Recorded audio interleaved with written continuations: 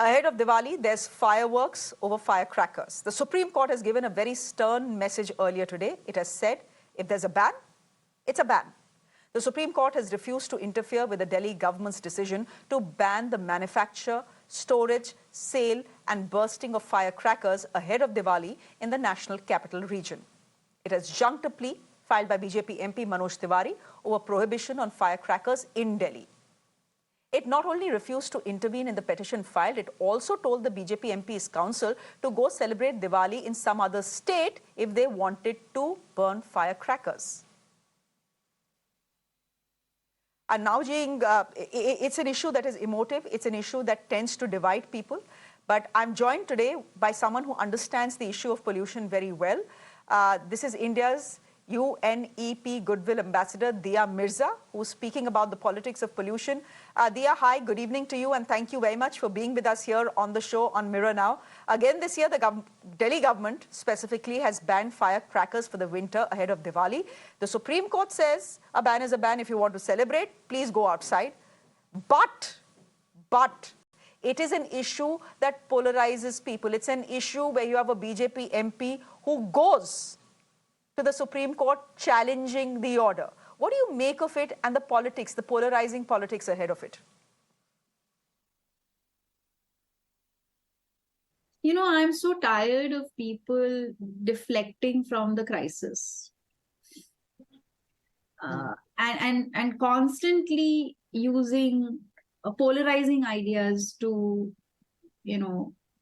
distract from the problem at hand. What is the problem? The problem is intensely polluted air. What are the solutions? Banning crackers is one aspect of the solution. So it's also very, what do you call it?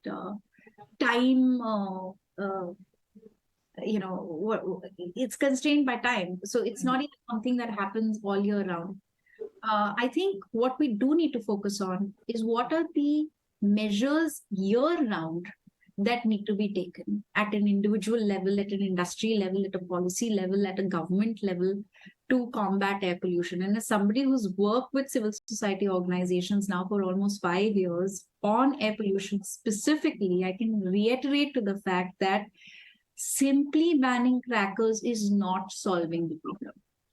So yes, those who are critical of this move are right, but it does definitely compound the crisis, because where air pollution is already in the 800s, which is way off the charts already because of all the other things that are contributing to poor air quality, when New Year's Eve arrives and people burst those crackers or any other festival that involves burning crackers at such a large level, the following day or even within hours of that happening, the air quality index goes past 1100. So what does that do to human health? What does that do to everybody? And that's a serious problem. So I guess what the Supreme Court and the government is trying to do is to try and avoid compounding an existing issue. And rightfully so. I mean, we have to be really stupid to, hold our children out in poisonous air and say, for the pleasure of burning a firecracker, I'm going to kill my own. And that's exactly as simple. I mean, that's the simplest way one can put it. Okay. Diya, you're also a mother and you just spoke about children. I see a lot of young mothers, especially here in the national capital, worried about their children every time winter is round the corner, every time Diwali is round the corner. It's a time to celebrate, yet it is something that worries mothers because they know that children are going to fall sick. They know when they go to the doctor is going to tell them, leave the city for a week. Come back when things calm down. I want to ask you, what is it that you fear the most when it comes to your child and pollution? Air pollution is not a problem of just Delhi.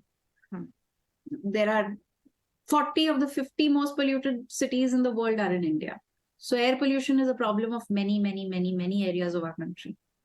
Cities, towns, and it's It's very scary. As a mother, 2 children, um, I know for a fact that breathing toxic air impairs their lung development. It impairs their brain health. It impairs their health at large.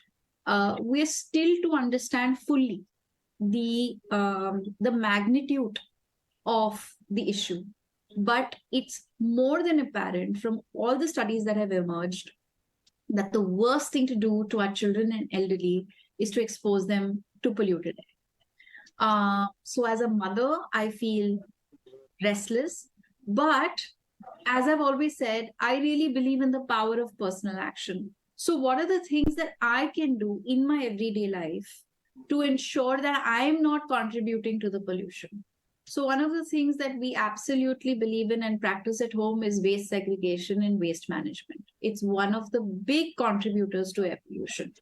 If I see somebody burning waste, I make sure I stop them.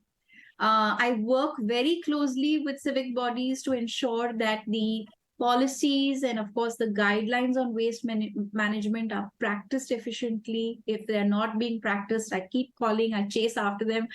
I'm like, because that's the only way to do it. So while you feel restless and, of course, filled with despair and terrified at what polluted air could be doing to the health and the future of your children, I think the best way to respond to that is through personal action and through personal choice. Finally, I want to ask you, you're headed to the UNGA, the United Nations General Assembly in New York, in a few days from now. You're a Goodwill Ambassador. All of us are so proud of what you do and what you represent. But here's the question that many people who are watching this broadcast will ask. We've just had a very successful G20 where leaders of some of the most powerful nations have agreed upon many things on climate. $100 billion have been pledged for climate change to make the planet a better and a safer place. There is COP that happens. Every year there are at least 10 or 20 big climate conferences that happen. And the question that people watching having breathing difficulty will ask is, in conferences mein hota kya hai? So much money is spent, so many intelligent people come together, but are things getting better for the planet? No, they are not.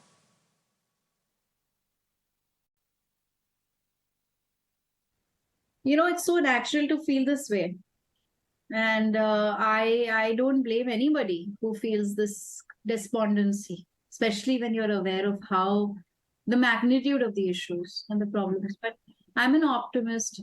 Shreya, I really believe that people can and will make a difference because we don't have a choice. I mean, I really think that, which is why I always focus on individual action, which is why I always say that, yes, there is a very small percentage of people that are responsible for a very, very, very, very big part of the problem. And yes, they need to change.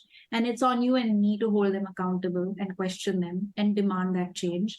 But, you know, we've been able to plug the hole in the ozone layer. We've been able to do many things. Like today, we have a World Solar Alliance. There is such a big, you know, concerted effort towards the shift towards renewability. There are more people now who research how can I lead a sustainable life than ever before.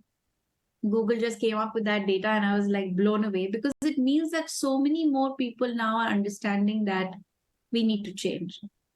So I am entirely and solely focused on individual action and championing the stories of individual leaders at a grassroots level, at a national level, and at a global level. Because I really think that young people have come together, they're asking the right questions, but they're not only just asking the right questions, they're really leading with positive solutions.